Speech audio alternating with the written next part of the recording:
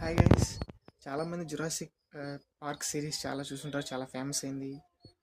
చాలా మంచి రివ్యూస్ అయితే వచ్చింది సిరీస్కి. కాకపోతే రీసెంట్ మూవీస్ అంత బాగలేదు. కానీ లేటెస్ట్గా జురాసిక్ వరల్డ్ రీబర్త్ మూవీ వచ్చింది. అండ్ దాంట్లో స్కార్లెట్ జాన్సన్ యాక్ట్ చేశారు, మన మార్వెల్లో black widow.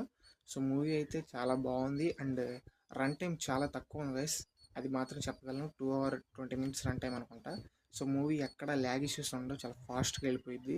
So Jurassic world రీబర్త్లో concept ఏంటంటే, మన వాళ్ళు ఒక న్యూ ఐలాండ్, ఒక ఐలాండ్ లాంటి ప్లేస్కి అయితే వెళ్తారు. సో అక్కడ వాళ్ళైతే కొన్ని శాంపిల్స్ అయితే తేవడానికి వెళ్తారు. సో దానికి సంబంధించిన అడ్వెంచర్ చేస్తారు.